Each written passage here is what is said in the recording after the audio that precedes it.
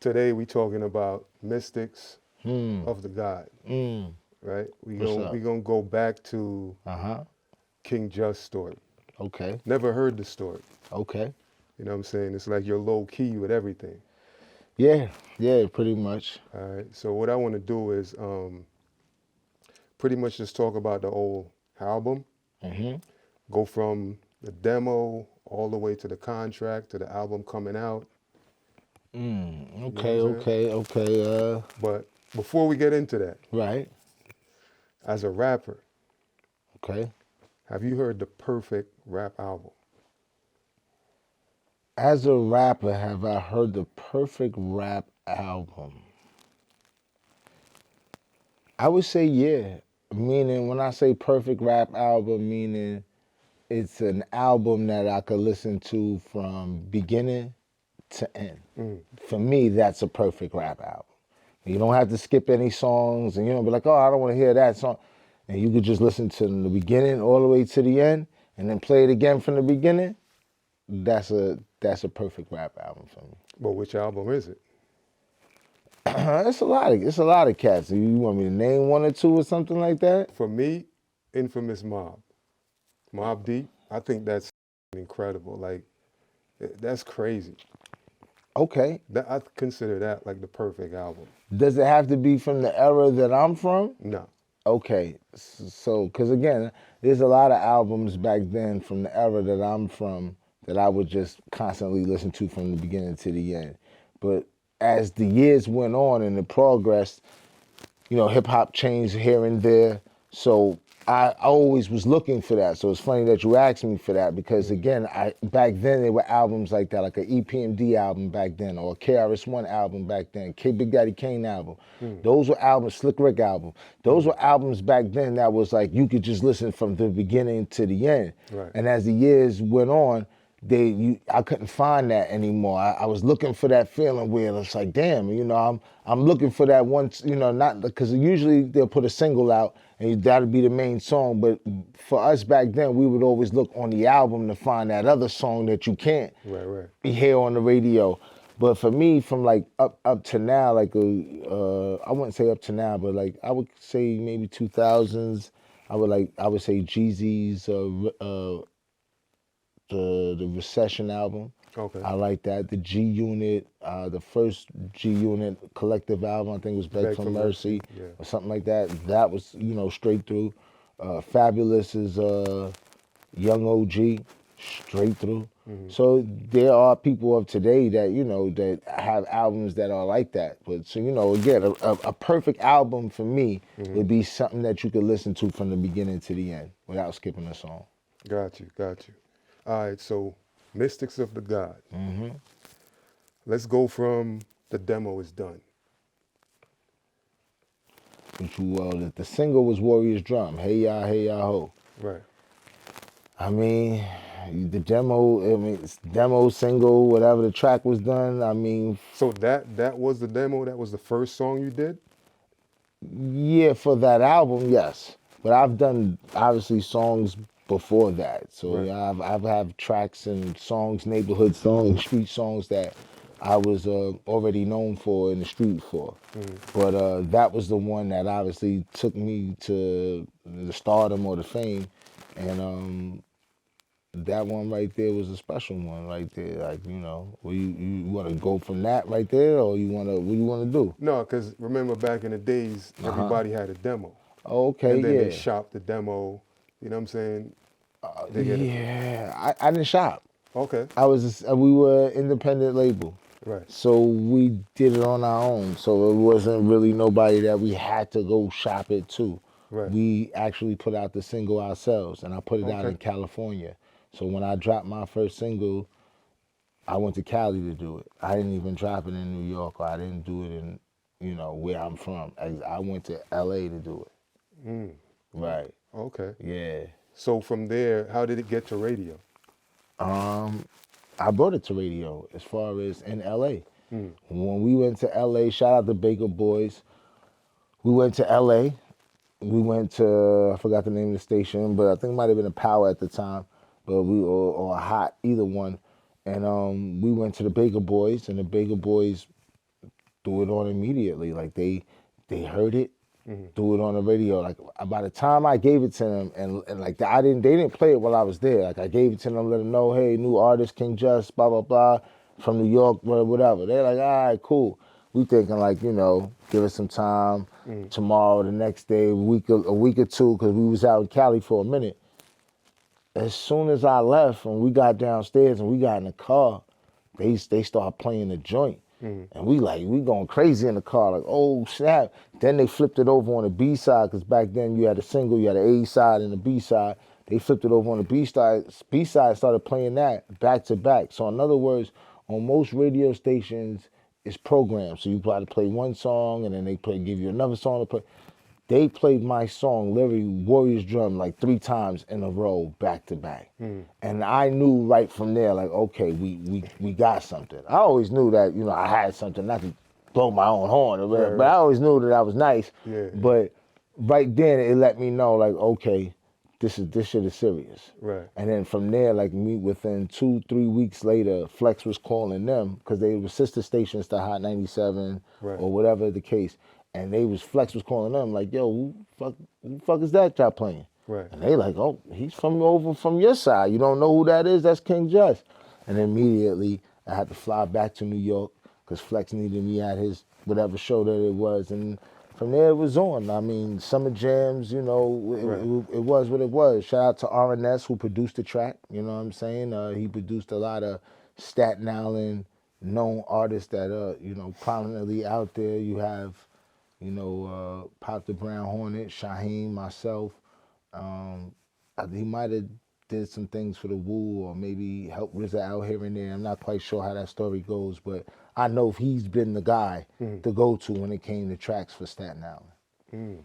So there was no contracts involved? Like, who was like the head? At the time for me, Yeah. I would say no, because again, it's my team, it's my squad, it's my crew. Right. So there was no contracts needed. I mean, we signed the label signed to a distribution deal with Select Records.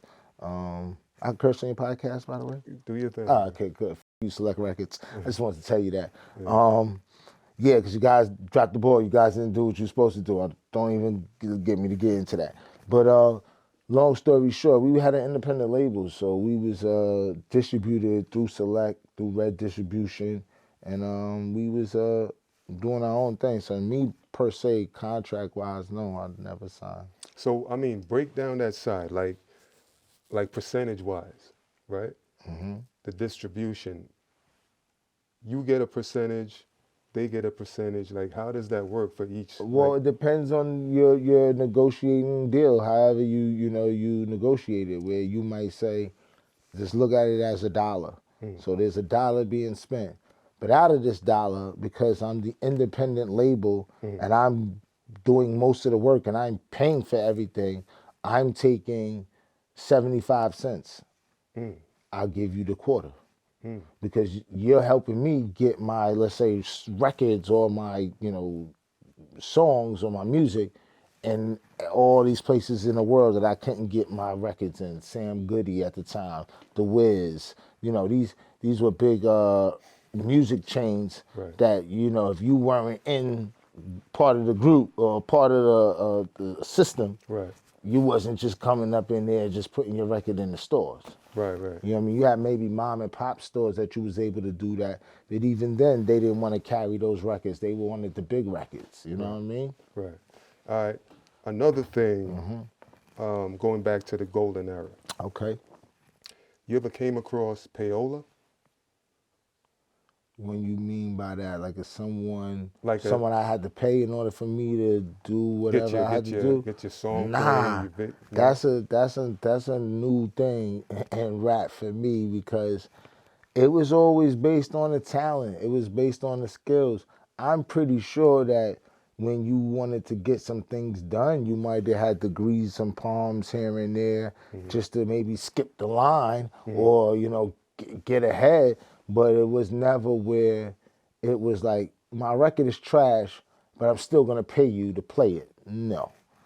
Dudes weren't, for me, how I could say, dudes weren't on it like that. It was more like, if this shit is hot, I'll play it regardless. because now I'm the DJ or I'm the guy breaking this record and Right. I'm getting noticed for that, or I'm getting the the recognition for me playing this new record. Right. Not about I'm giving somebody some money and now my record is playing 10 times a day or 20 times a day. I mean, that's cheating.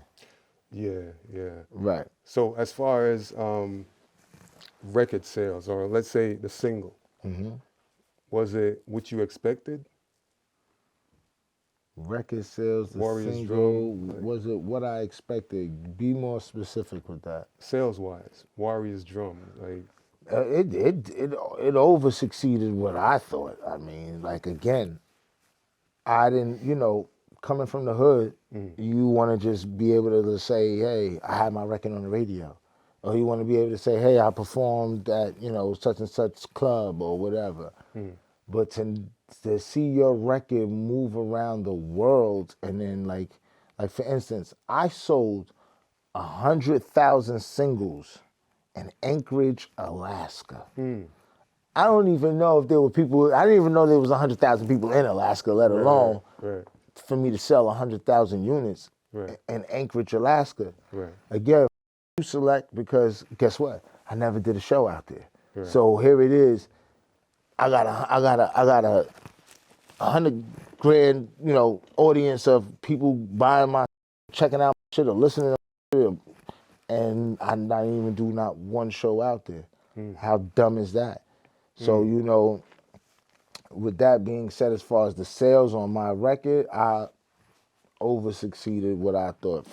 I mean, I'm pretty sure right now that platinum worldwide. That song itself. right. So Select Records. At this point, were you pointing out like, yo, there's certain situations that's happening that I can't take advantage of because y'all not making the move y'all supposed I to make?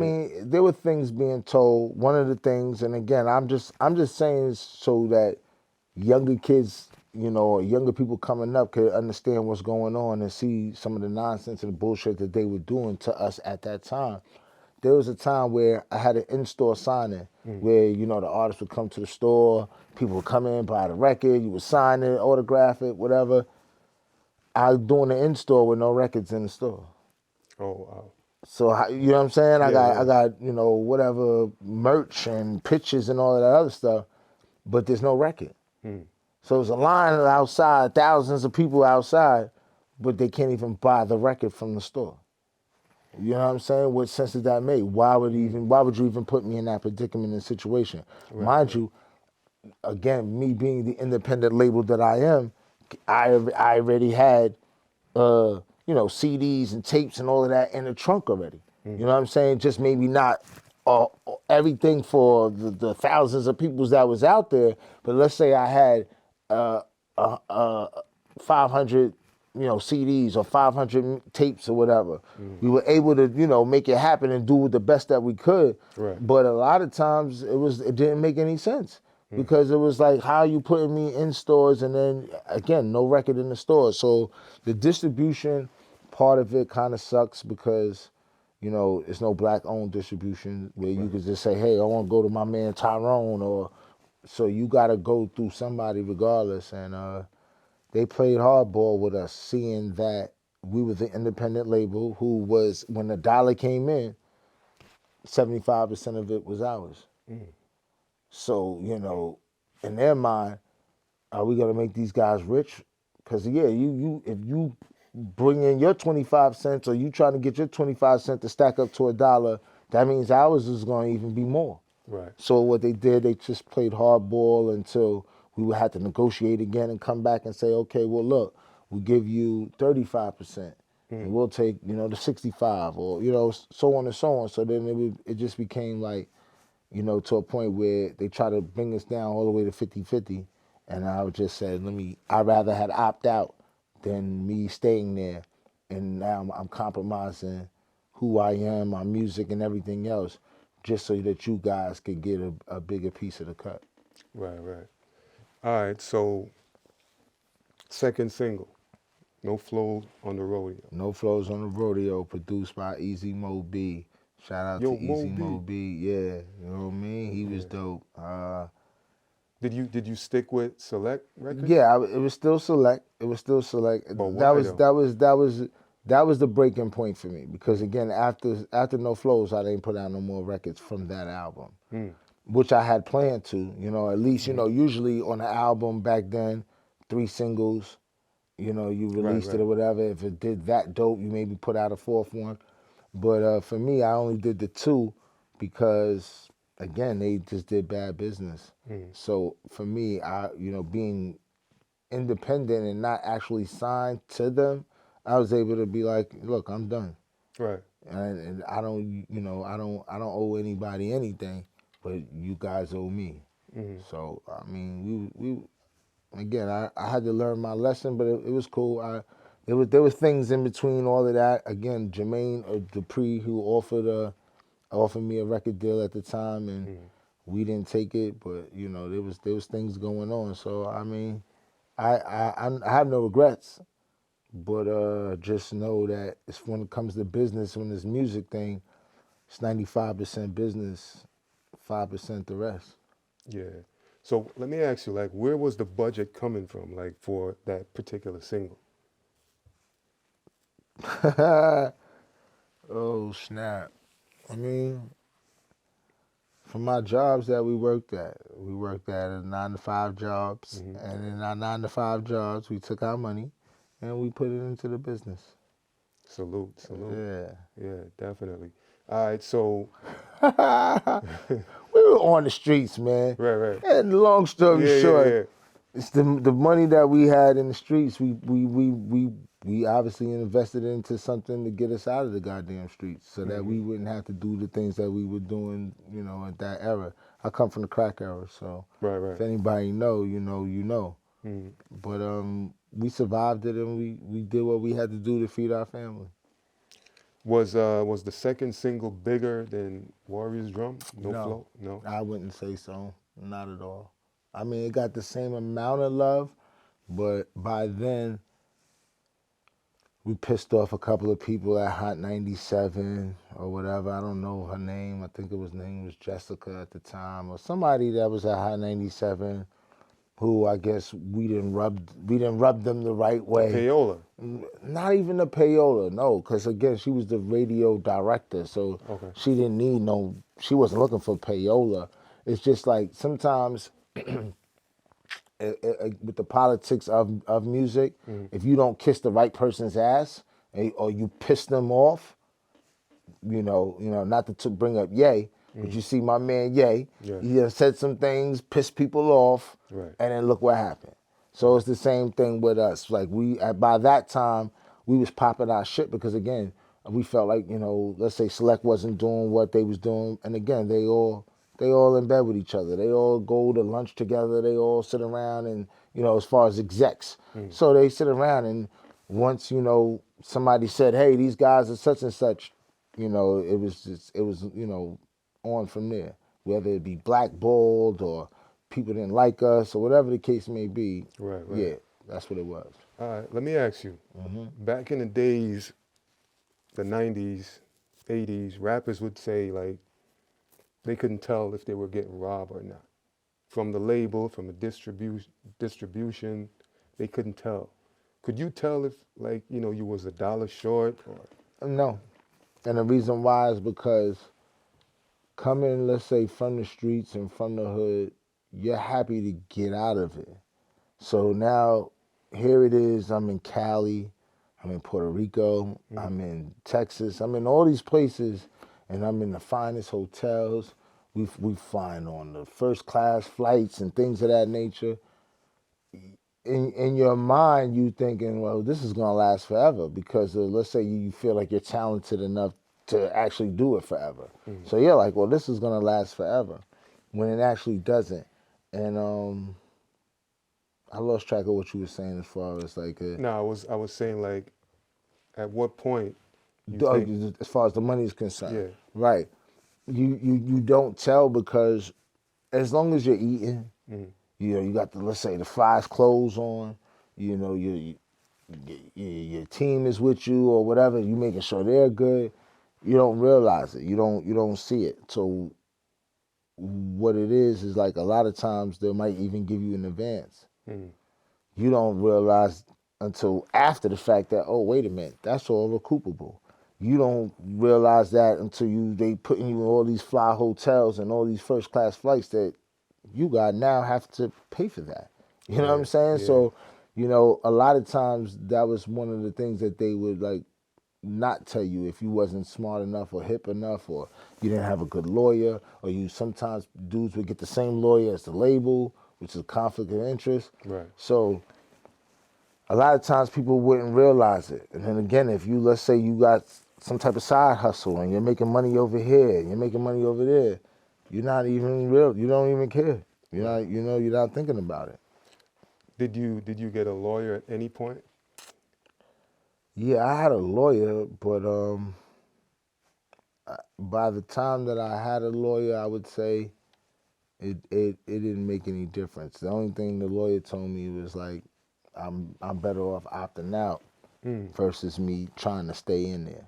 Mm. Because the only thing it is, they're just raping me. They're taking, I'm doing all the work. I'm doing as far as the music, this, that, I'm performing, this, that, and the third, and they're getting a lion's share of the residuals. Mm. Wouldn't work out for me. So, I mean, don't the royalties get split though? Like even now, if that. No, not if let's say somebody paid for everything. So now you're the executive of that project. How do I now split royalties with you if you paid for everything? You pay for the videos. You pay Mm. for my clothes. You pay for this. You pay for everything. So now how do I split that with you? So, You need to get your money back plus interest. And now if you're signed with another label or a distribution label, now guess what? mm. Now their hands in the cookie jar. Now they got to get whatever. Mm. So you being the artist, I hate to say it, but you're the last to get paid. All right, let's fast forward and then come back. Let's go. So today, Mm-hmm. Mystics of the God, right? Right. Let's say it's on Spotify, Apple, it's selling. Probably is. You're saying you don't get no royalties? No, I get publishing. Publishing. Right. So my publishing was set up, through BMI, Mm. and they make sure that anytime that song is played anywhere in the world, I get a cut out of that. Mm. As far as royalties of the sales, nah, I don't. Mm. I don't get nothing out of that. So I can even be honest about that. I even don't if, get nothing. wow, wow. Somebody's getting something though. Yo, man, tell these dudes that Somebody's are getting coming. something. It's not like it's nowhere not being gotten. But I've spoken to a couple of lawyers, and they've told me that I have a lawsuit. I could go back to there's something called mechanics, Right. where if your name or anything of your likeness, image, anything is on something, they owe you a penny for each whatever, or a dollar for each whatever. So again, I have that in play, but I just didn't push the button. I'm not Mm. stressed for it.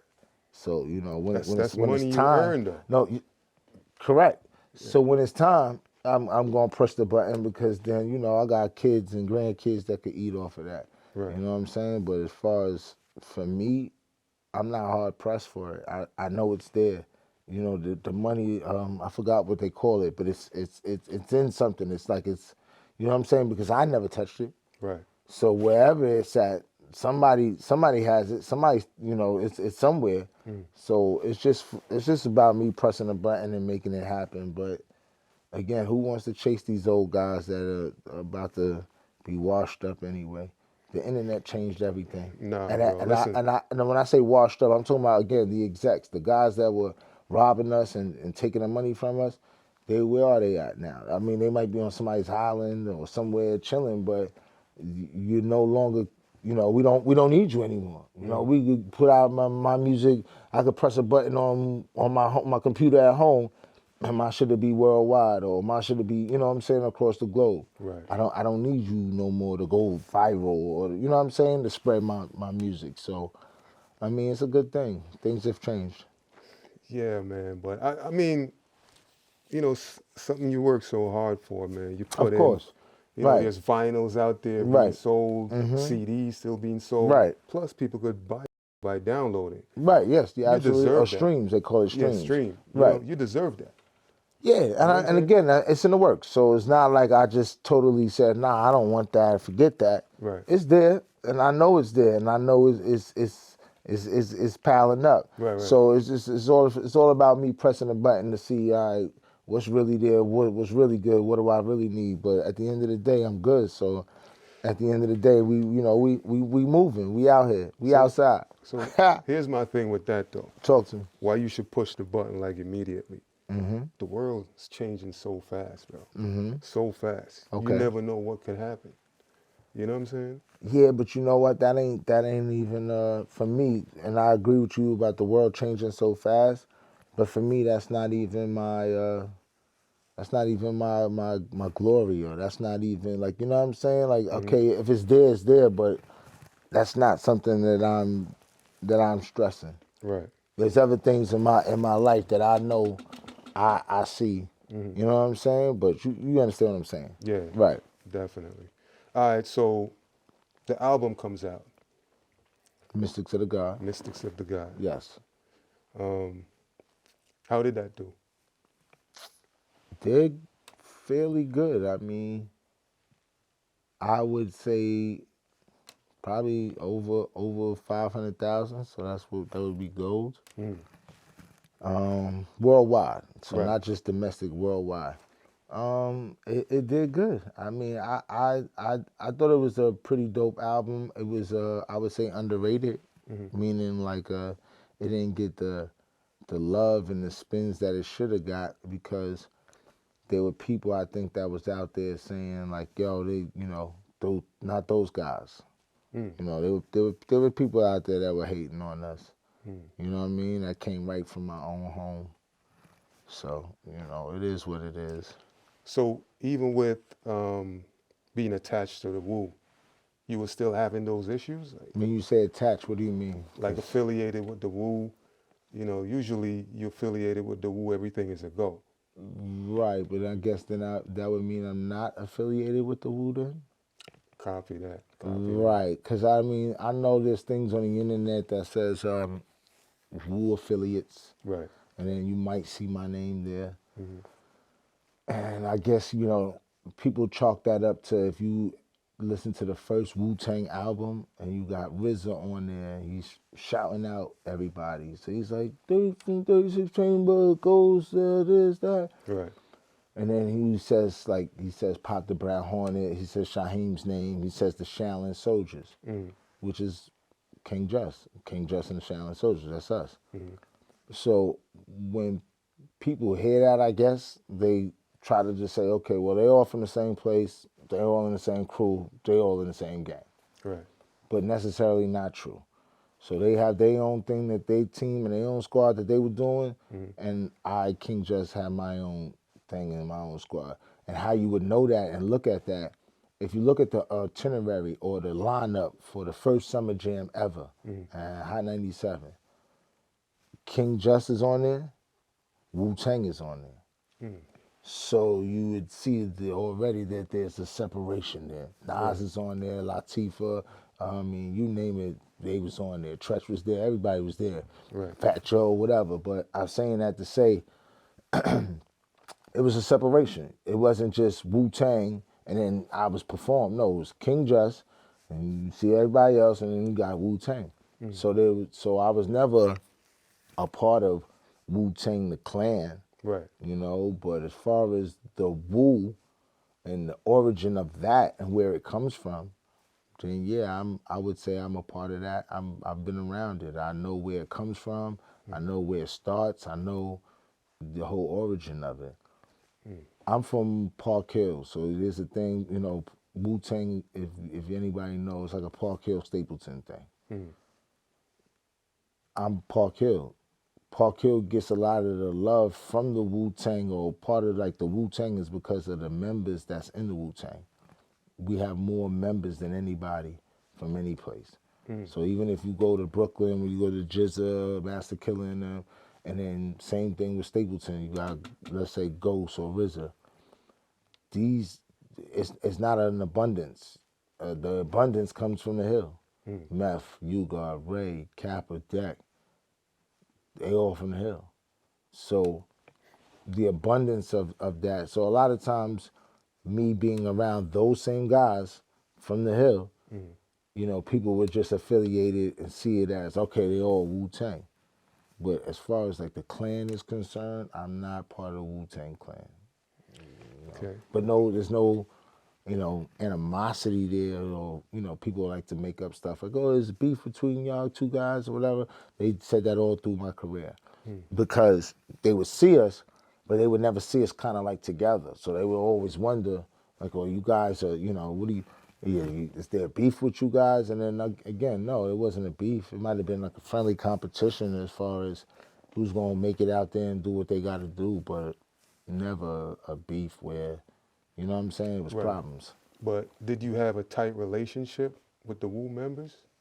Yeah, I would say yes. There are members that I'm really tight with that I could curse out like if they were my own brother, and you know, I some of them, you know, we come from like the same building and we grew up, you know, where I'm maybe a little bit younger than them, tad younger than them, but you know, their family members and my family members, or me myself, or and their family members are like close friends. We grew up together and things of that nature. So, I mean, yeah, we tight, you know, but I know that there was some people that, mind you, probably didn't want us to mesh together because, again, you know, New York people are very territorial. Yeah. So it's like, if it's not my crew, then everybody else. Or if it's not my team, everybody else. Yeah, So yeah. a lot of times you had that going on in the 90s where if you ain't down with me, then you stay over there. Yeah.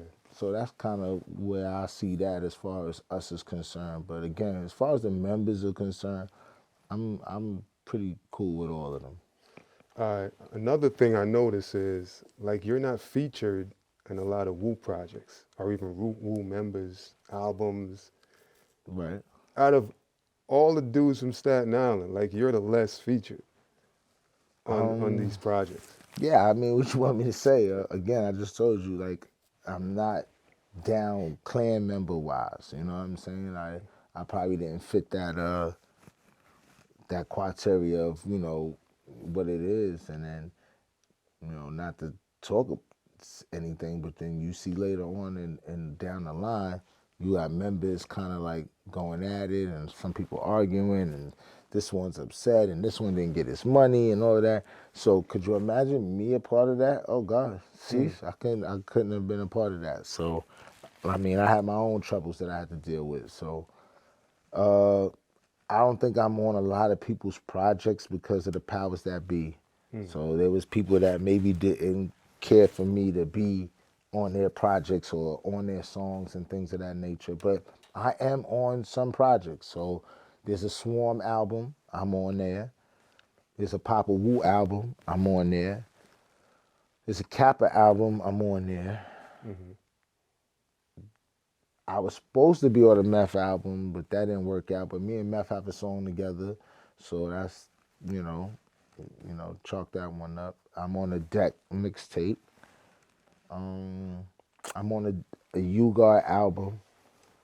He's an asshole, but you know, it's my brother, so I can say that he's an asshole. You know, we get at each other like that. But other than that, you know, there's not too many other members. Maybe I'm not on a Raekwon project or something like that.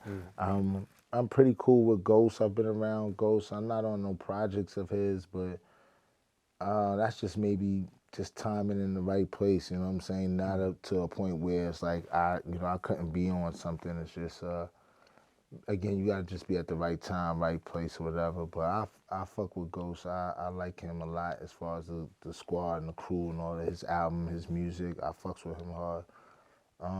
Yeah, I mean, Was there a disagreement between you and You God?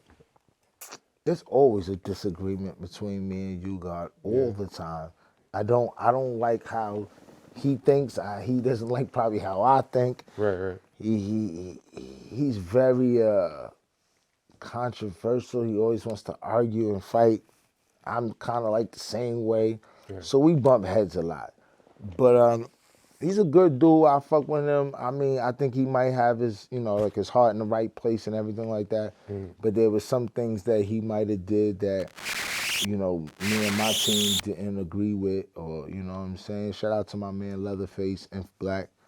I think that, there were things that he might have did that, we didn't agree with, and just could have been done better. Like, my thing with him is, if you got done a certain way, you wouldn't want to do that to somebody else. How then now you turn around and try to do that to somebody else? The nerve of you. You're complaining, and I'm just going to say it because it's already common knowledge, it's publicly known. You were complaining about, oh, well, RZA didn't do this for you, and RZA didn't do that, and certain things were about, as far as what you went through.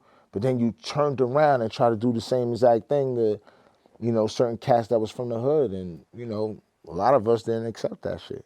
I was one of them. I noticed that happens a lot, especially when rappers try to sign artists. They do the same exact thing Right. to those artists. But again, that's because the game is designed that way. So in other words, it's almost like I look at it almost like a Ponzi scheme or a pyramid scheme. So I in order for me to step up and get to that next level, I now have to rob you. But now, when I'm finished robbing you, you want to get on my level, you just bring somebody else and rob them, and then you'll be on my level, because then I'll help you get to my level, but then I'll now on the next level. So it's almost like that. And it's like to the point where if you know that that's what happened to you, why then now turn around and do it to somebody else? To me, it doesn't make sense. It's bad business. Yeah. All right. So back in the days, right, when the Wu was coming up, they always talk about Park Hill and Stapleton having this beef. What was that beef? It was two neighborhoods that was just too close to each other. So, whether it came to girls, sports, fighting, graffiti, breakdancing, whatever it was, we're better than you. And them, same thing. What? You better than us? We're better than you. And, it would always be a competition on who's better, whether it be, again, fighting, dressing, girls, whatever the case may be. And a lot of people don't realize and understand that the actual anagram for the Wu-Tang is "We United to Achieve New Goals." Who's the We United? Park Hill and Stapleton. Two hoods joining together to be like, yo, we could do better than what we doing. And sure enough, we united to achieve new goals. The new goals is to take us out of the hood and, be on multi-platinum stages and arenas and shows and tours, and brothers did it. You know what I'm saying? So whether it be shout out to the clan or the crew or whatever, they took it to that level that it needed to be. And again, just with uniting together. Let's get back to Mystics of the God. Yes, let's get to it. The album. Mystics of the God. Did you do a tour with the album? Yeah, I went on a road with the Mystics of the God. We performed. I mean, shout out to other producers that was on there. I had E. Swift from the Alcoholics on there. He produced 3 tracks from me. We said RNS. We said Easy Mo B. We had my man, home base MZA. The MZA would produce a couple of tracks. So we did some things where, it was all right. I enjoyed it. It was a learning experience for me, and I wouldn't change it no other way, Did you go overseas with this album? No, I didn't. As far as I went is Canada, Puerto Rico, kind of, I don't, that's not domestic, but, it's on this side of the region. Right. I didn't go on the other side. I supposedly coming up, me and the Brown Hornet, supposed to be heading to Germany next year. So, that'll be my first time on that side. Yeah, getting it in. Because, dudes are still out here working, still doing tours and still doing things of that nature, whether it be Houdini, Run DMC, things of that nature.